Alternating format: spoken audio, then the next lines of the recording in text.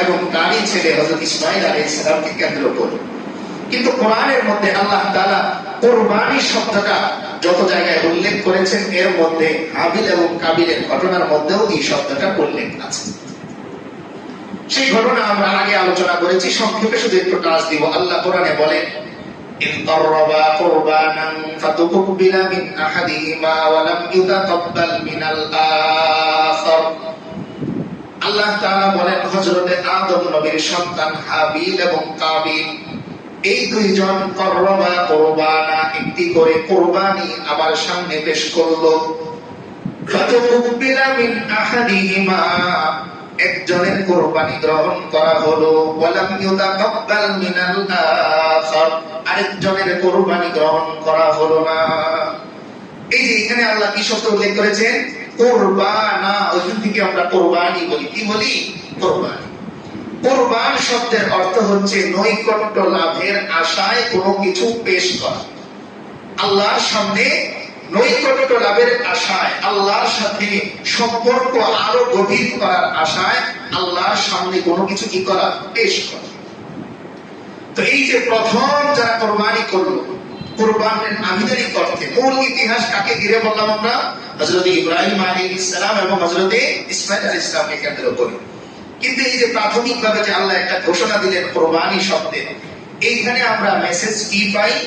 আল্লাহ বোঝাচ্ছেন যে বান্দা, তুমি কুরবানি করলেই কবুল হবে না, বরং কুরবানি করার জন্য শর্ত আছে। কুরবানি করার জন্য বিশাল বড় গরু আমি কিনলাম, কুরবানি হয়ে যাবে, আর শুধুমাত্র একটা ছাগলের মাধ্যমে, খাসির মাধ্যমে কুরবানি করলাম, হবে না, এরকম কিছু। সেইখানে মুফাসসিরিনে কেরাম এই কথা বলেছেন যে কুরবানি গৃহীত হয়েছিল হাবিলের। হাবিলের কারণ হিসেবে কি বলা হয়? যে হাবিল তার যে পশু ছিল, এই পশুপালের মধ্যে সবচাইতে বেশি মজবুত, শক্তিশালী, সুন্দর, এটাকে সে নির্বাচন করেছে যে আমি যেহেতু আল্লাহর সামনে, সৃষ্টিকর্তার সামনে কিছু একটা পেশ করব, তো আমার কাছে থাকা সবচাইতে উত্তম জিনিসটাই আমি আমার আল্লাহর সামনে কি করব? পেশ করব। আর কাবিল চিন্তা করেছে, যেহেতু এটা একটা চাপ, আমি আমার ইচ্ছা অনুযায়ী কাকে বিয়ে করব, বিবাহের আমি যোগ্য কিনা এটা আমার প্রমাণ করার নিয়ে আছে, সবাই তো জানে আমি যোগ্য। তাই সে কি করেছে? তার ফসলের জমি থেকে যেই ফসলগুলো একটু নষ্ট হয়ে গেছে, ওই যে চিটা বলে না, চিটা, এই সর্বপ্রথম চিটা বের করেছে হচ্ছে কি এই যে কাবিল। তো কাবিল ওই চিটা নিয়ে আসছে, সে টিপে টিপে দেখেছে যে এই ফসলের মধ্যে ভিতরে বীজ নাই, যে এটা দেয়া যায়, এটা যেহেতু আমার কোনো কাজে লাগবে না। তো সে এই ফসল আল্লাহর সামনে পেশ করেছে। কিন্তু আল্লাহ কি কুদরত, যে কাঠটা গ্রহণ হয়েছে, ওই যে নিয়ত শুদ্ধ, কে? হাবিল, যে আমি আমার রবের সামনে পেশ করব, সবচেয়ে উত্তম জিনিস পেশ করব। পেশ করার পরে আমি কি বিবাহ করার যোগ্য কি যোগ্য না সেটা মূল মাকসাদ না, আমি আমার আল্লাহর সামনে নিজের যে চাওয়া, যে চাহিদা, আল্লাহর প্রতি আমার যে ভালোবাসা, শ্রদ্ধা, এটা আমি আল্লাহকে দেখাতে চাই। তো আল্লাহ তাআলা তার কুরবানি কি করলেন? কবুল করলেন। এখান থেকে একটা জিনিস আমরা মনে রাখবো, গ্রামগঞ্জে অনেক সময় এটা আমরা করি, অনেকেই হয়তো জেনে করি, বুঝে করি, অথবা না বুঝে করি। আমার যে গরুটা পালেন, কিন্তু এখন আর এটা কোনো কাজে আসে না। কথার কথা ডাক্তার দেখিয়েছেন, ডাক্তার বলেছে এটার আর কোনো চিকিৎসা নাই। তখন আমরা এটাকে মানত করে ফেলি যে আগামী কুরবানি এটা দিয়ে চালিয়ে দিই। তো এটা মিলে কার সাথে? কাবিলের সাথে। কার সাথে? কাবিলের সাথে। আপনি একটা খাসি কিনেছিলেন, এখন কথার কথা এটা অসুস্থ হয়ে গেছে। নিয়ত ছিল এটা আপনার নাতিকে বিক্রি করে কম একটা কিছু কিনে দিবেন। এখন যখন দেখলেন যে এটা আর কোনো কাজে লাগানো যাচ্ছে না, বিক্রি করা যাবে না, তো টার্গেট করলেন কুরবানির পরের দিন রাত্রে এটাকে। কেউ জানে না, কে জানে? আল্লাহ। আল্লাহ জানে। তো এই কাজগুলো আমরা করব না। আবার অনেকে করি যে আমার সামর্থ্য আছে, আমি একটা কুরবানি দিব, আমার সামর্থ্য আছে যে আমি একটা বড় গরু কিনে কুরবানি দিতে পারবো। কিন্তু আমি করি কি, যে এত টাকা দিয়ে না কিনে 7 জন মিলে 15,000 টাকায় যদি কাজ সারা যায়, তাহলে 1.5 লাখ টাকা খরচ করার কি দরকার? মনে রাখবেন, পেশ করতেছেন কার সামনে? কার সামনে? আপনি যখন বন্ধুর বিয়েতে দাওয়াতে যান, তখন গিফট বক্স কি 10 জন মিলে কিনেন না আলাদা কিনেন? সামর্থ্য না থাকলে কিনেন, তবে সেটা আসলেই যে সামর্থ্য নাই, এটার বাস্তবায়নটা প্রমাণ আপনার কাছে থাকতে হবে। তাই ওলামায়ে কেরাম এই কথা বলেন, সামর্থ্য থাকলে একা কুরবানি করা উত্তম। সামর্থ্য থাকলে একা কুরবানি করা উত্তম, কারণ আপনি 7 জন মিলে করবেন। কার মনে গোশত খাওয়ার নিয়ত আছে তা তো আপনি জানেন না, কিন্তু আপনারটা তো আপনি জানেন। এই জন্য যদি আমাদের সামর্থ্য থাকে, ছোট গরু হোক, চেষ্টা করব একা কোরবানি দেয়া। আল্লাহ তাআলা আমাদের সকলকে তৌফিক দান করুন। পাশাপাশি বাজার থেকে দুর্বল গরু, অসুস্থ গরু, কানে সমস্যা, চোখে দেখে না, দাম কমে পাওয়া যাবে, এই নিয়তে আমরা কিনব। আল্লাহ স্পষ্ট বলেন, লা ইয়ানালুল্লাহু লুহুমুহা ওয়ালা দিমাউহা ওয়ালাকিন ইয়ানালুহুত তাকওয়া মিনকুম। আল্লাহ বলেন, ও বান্দা, তোমার গরুর গোশত আমার কাছে পৌঁছায় না, ওর রক্ত আমার কাছে পৌঁছায় না, ওয়ালাকিন ইয়ানালুহুত তাকওয়া মিনকুম, তোমাদের অন্তরের ভয়, তাকওয়া আমি আল্লাহর কাছে পৌঁছায়। তাই আমি বড় গরুর গোশত দিয়ে কি করব? আমার ভিতরে যে পশুত্ব আছে, এই পশুত্বকেও কি করতে হবে? কোরবানি করতে হবে। তো এটা ছিল প্রথম কোরবানি শব্দের উল্লেখ। কোথায়? কাদের ব্যাপারে? হাবিল এবং কাবিলের ব্যাপারে। তবে মৌলিক কোরবানি যেখান থেকে এসেছে সেটা হচ্ছে হযরত ইব্রাহিম আলাইহিস সালাম এবং হযরত ইসমাঈল আলাইহিস সালাম।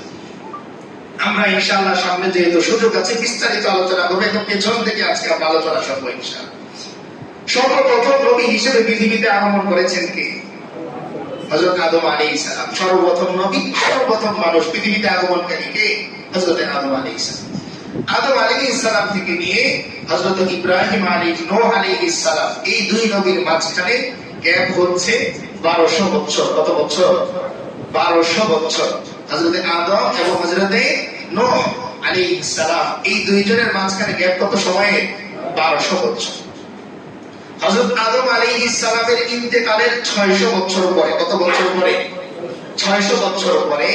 আর হযরত নূহ আলাইহিস সালামের আগমনের 600 বছর আগে।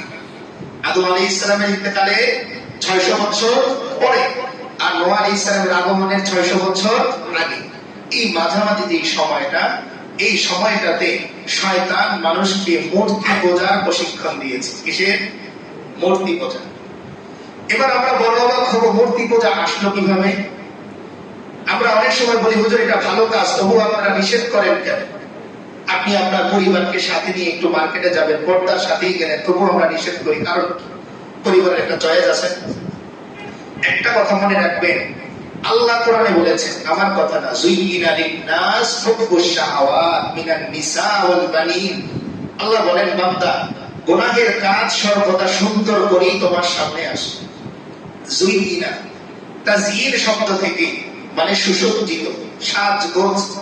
নববধূকে যেরকম সাজগোজ করা হয়, আল্লাহ বলেন গোনা যখন তোমার সামনে আসে এরকম সাজগোজ নিয়ে আছে। হাজারো যুক্তি থাকে করা, কিন্তু এক যুক্তি আমার রব নিষেধ করেছেন, বাস আমি করব না। হাজার যুক্তির সামনে আমার রবের আদেশ কিংবা আমার রবের নিষেধ, এটাই প্রাধান্য পাবে। এটাকেই বলে মনুষ্যত্ব। আর এই কারণে মানুষ ফেরেশতাদের চেয়েও শ্রেষ্ঠ। বিনা যুক্তিতে আমার রব যা বলেছে। তো শয়তান এই মূর্তি পূজার সূচনাটা কিভাবে করে? মানুষদেরকে বোঝালো যে তোমাদের পূর্ববর্তী মানুষজন এত বড় বড় আল্লাহওয়ালা, কিন্তু তাদেরকে তোমরা চেনোই না। যেমন কথা আপনার ছেলেকে যদি জিজ্ঞেস করেন আপনার দাদাকে সে দেখেছে কিনা, বলতেই পারবে। অবশ্য আপনি জানেন আপনার দাদা এক মহাজন ছিলেন, বড় ইবাদত গুজার তিনি ছিলেন, কয়েকবার হজ করেছেন, উমরা করেছেন, এত ভালো একজন মানুষ, কিন্তু আপনার ছেলে তার সম্পর্কে কিছুই জানে। তো শয়তান তাদেরকে বুদ্ধি দিল, তোমরা যে এই যে তোমাদের বংশে এত বড় বড় আল্লাহওয়ালা মানুষ, তাদের সম্পর্কে জানো না, এটা তো তোমাদের জন্য একটা মানহানির বিষয়। এবার যখন কেউ কারো ভুল ধরিয়ে দেয়, তখন সে তার মুরব্বী হয়ে যায়। এজন্য আপনি যদি কারো মুরব্বী হতে চান, লিডার হতে চান, তাহলে সহজ হচ্ছে তার কি ধরিয়ে দেয়? ভুল ধরিয়ে দেন। যদি ভুল ধরিয়ে দিতে পারেন, তখন দেখবেন অটোমেটিক সে আপনাকে কি মানবে? লিডার মানবে, যে এই লোকের কাছে কিছু আছে, এই লোকের কাছে। তো শয়তান যখন তাদেরকে ভুল ধরিয়ে দিল, তখন তারা শয়তানকে জিজ্ঞেস করলো, তাহলে আমরা কি করতে পারি? তখন শয়তান তাদেরকে বুদ্ধি দিল যে তোমরা তাদের ছবি আর্ট করে রাখতে পারো। ছবি কি করতে পারো? আর্ট করে রাখতে পারো। শুরু হলো কি দিয়ে? ছবি আর্ট দিয়ে। ওখান থেকে ছবি আর্ট করা নিষেধ। ওই যে কাজ কাজ শয়তান। তো ছবি আর্ট করলো, কিছুদিন যাওয়ার পরে শয়তান আবার তাদের কাছে এসে বলল, শুধু আট করে রেখে দিলেই হবে? এটাকে জীবন্ত রাখতে হবে। তো এটাকে কি রাখতে হবে? গাছ লাগানোর পরে পানি দিতে হয় না? তো শয়তান এসে বলতেছে এটাকে জীবন্ত রাখতে হবে। তো কিভাবে? বললো যে এই ছবিটা মাঝে মাঝে একটু মুছতে হবে, একটু দেখতে হবে, একটু তাদের জন্য দোয়া করতে হবে, আর একটু ভালোবাসা বাড়াচ্ছে। এখন স্বাভাবিক, আমার বাবার একটা ছবি দেখবেন, আমরা মাসলা জানি যে ঘরের মধ্যে ছবি রাখা যাবে না, কিন্তু ঠিকই পাওয়া যায়। পাওয়া যায় কেন? ওই যে ইমোশন, এই ইমোশনের কারণে, অনুভূতির কারণে। তো শয়তান এসে তাদেরকে বললো যে যদি তাদেরকে জীবন্তই না রাখো তাহলে ছবি রেখে লাভ কি? তো পরে তারা ছবির সামনে মাঝে মাঝে হাত তুলে দোয়া করে। উদ্দেশ্য কার সামনে দোয়া করা? আল্লাহর সামনে। কিন্তু সিস্টেমটা ভুল। সিস্টেমটা কি? তো পরবর্তীতে কিছুদিন পরে শয়তান বলল যে শুধুমাত্র আল্লাহর কাছেই ভক্তি করবে। যারা পূর্বে আল্লাহর সাথে সম্পর্ক ছিল তারাও তো আল্লাহর বন্ধুই, তারাও তো কি আল্লাহর বন্ধু। যেমন উদাহরণস্বরূপ, এই কথাটা বোঝার আগে একটা উদাহরণ আমরা বুঝি। আপনার যিনি বন্ধু আছেন তার সম্পর্ক বড় কোনো ব্যক্তির সাথে। এখন স্বাভাবিকভাবে আপনি আগে ওই বড় ব্যক্তির কাছে যাবেন না বন্ধুর কাছে যাবেন? বন্ধুর কাছে যাবেন। তো শয়তান তাদেরকে বোঝালো যে তোমরা কোথায় আর আল্লাহ কোথায়। সুতরাং কি করবা তোমরা? যে তোমরা তোমাদের পূর্বসূরি যারা ভালো মানুষ আছে তোমরা তাদের কাছে দরখাস্ত করবে। তারা আল্লাহর কাছে, যেহেতু রূহ কোথায় চলে যায়? আল্লাহর কাছে চলে যায়, তারা আল্লাহর কাছে আছে। তো তোমরা যখন তোমার পরদাদার কাছে চাইবে তখন সে আল্লাহকে বলে দিবে, তো আল্লাহ সহজে দিবে। এই কথা আবার আল্লাহ কোরআনে বলে দিয়েছেন যে মা না'বুদুহুম ইল্লা লিয়ুকাররিবুনা ইলাল্লাহি যুলফা। কাফেরদেরকে যখন জিজ্ঞেস করা হলো তোমরা জানো এই মূর্তি কিচ্ছু দেয় না, তারপরও চাও কেন? কাফেররা বলল মা না'বুদুহুম, আমরা তাদের ইবাদত করি না। কেন করি? যে ইল্লা লিয়ুকাররিবুনা, তারা যেন আমাদেরকে কাছে নিয়ে দেয়। কার? আল্লাহ। কারণ তারা তো কোথায় আছে? আল্লাহর কাছে আছে। তো আমি আমার পরদাদার কাছে চাওয়ার মাধ্যমে মূলত আল্লাহর কাছেই চাচ্ছি। শয়তান তাদেরকে এটা বোঝায়।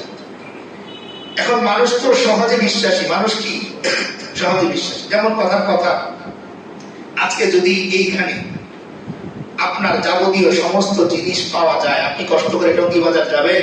কি দরকার এত কষ্ট করে জ্যাম ট্যাম ঠেলে যাওয়ার? যখন মানুষ দেখলো যে ঘরের মধ্যেই সরাসরি আল্লাহকে স্মরণ করার মতো মূর্তি আছে, তাহলে আর আমি দেখি না জানি না ওই স্রষ্টার কাছে যাবো কেন? ওর কাছেই চাই। আমি দেখে চাইতে শান্তি বেশি না? আপনার একটা অডিও জিনিস আপনি শুনতেছেন, এটার মধ্যে যতটুকু শান্তি, আর চাইতে বেশি শান্তি ভিডিওটা দেখি। তো শয়তান যখন তাদেরকে এটা বোঝাতে পেরেছে, এবার তারা কি করলো? যে তাহলে সেই আদম আলাইহিস সালাম যে আল্লাহর কথা বলেছেন তাকে কোনোদিন আমরা দেখিও নাই, জানিও না কেমন তিনি, তো এর চেয়ে তো ভালো ঘরের মধ্যে যে মূর্তি আছে তাকে দেখে দেখে ইবাদত করা, তার কাছে যাও। এইভাবে মূর্তি পূজা শুরু হয়ে গেল। যাই হোক, একটা সময় দেখা গেল যে পৃথিবীর মধ্যে মোটামুটি 99% মানুষ মূর্তি পূজারই হয়ে গেছে। এমন একটা সময় এসে হযরত নূহ আলাইহিস সালাম আগমন করলেন নবী হিসেবে। এবার তিনি দাওয়াত দিলেন কয়শো বছর? 950 বছর। কত বছর? 950 বছর। কিন্তু ফলাফল হচ্ছে মতান্তরে 40 জন মাত্র ইসলাম গ্রহণ করেছে। কয়জন? কারণ ওই যে মানুষকে অন্ধবিশ্বাসী করেছে, যার কারণে উনি দাওয়াত দেন, কিন্তু ওই যে তাদের যুক্তির সাথে মেলে না। শেষে দেখা গেল মাত্র কয়জন ওনার সাথে মতান্তরে 40, আরো কমও আছে, 40 জন। এরপরে আল্লাহ তাআলা হযরত নূহ আলাইহিস সালামকে জানিয়ে দিলেন যে ও নবী নূহ, এই 40 জন ছাড়া আর কেউ ইসলাম গ্রহণ করবে না, সুতরাং আর মেহনত লাগবে না। এরপরে উনি যে একটা বদদুয়া করেছিলেন, যেটা আমরা আগে আলোচনা করেছি, وقال نوح رب لا تذر على الارض من الكافرين ديارا। হে আল্লাহ, যেহেতু আর কেউ ইসলাম গ্রহণ করবে না আপনি আমাকে জানিয়ে দিয়েছেন, সুতরাং আর মেহনত করব না। মুসলমান ছাড়া বাকি কাফের যারা আছে সবাইকে আপনি ধ্বংস করে দেন। কেন? কারণ হচ্ছে কোরআনের পরের অংশের মধ্যে তিনি বলেন যে এরা যদি বেঁচে থাকে তো এদের সন্তানরা মূর্তি পূজারী হবে। তো পৃথিবীতে মূর্তি পূজারীদের সংখ্যা না বাড়ো, যা আছে এখানে স্টপ হোক। মুসলমান ছাড়া বাকি লা তাদার আলাল আরদি মিনাল কাফিরিনা দাইয়ারা, একটা কাফেরের ঘরকেও আপনি অবশিষ্ট রেখে। আল্লাহ তাআলা আমার এই দোয়া কবুল করলেন, বলে দিলেন যে যারা ইসলাম গ্রহণ করেছে তারা তোমার সাথে যাবে, আর পশু পাখির মধ্যে প্রত্যেক শ্রেণী থেকে এক জোড়া করে পশু তোমার এই জাহাজের মধ্যে আসবে। তিনি জাহাজ বানানো শুরু করলেন। জাহাজের মধ্যে করে এই 40 জন মানুষ আর সমস্ত পশুর প্রত্যেক শ্রেণী থেকে এক জোড়া করে তিনি নিয়ে গেলেন।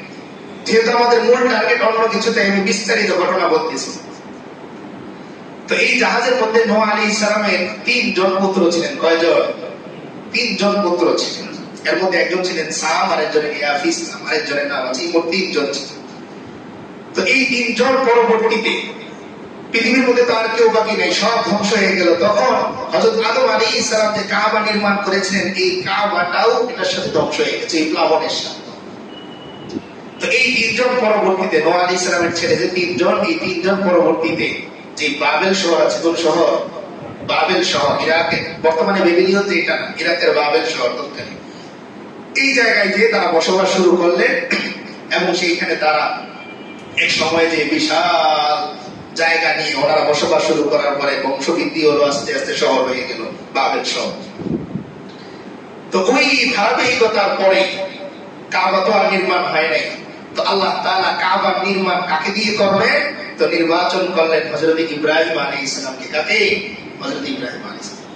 এখন প্রশ্ন হচ্ছে যে এত বড় কাজ আল্লাহ নেবেন, তো তাকে একটু টেস্ট করবেন না, ঈমানের জোর কেমন?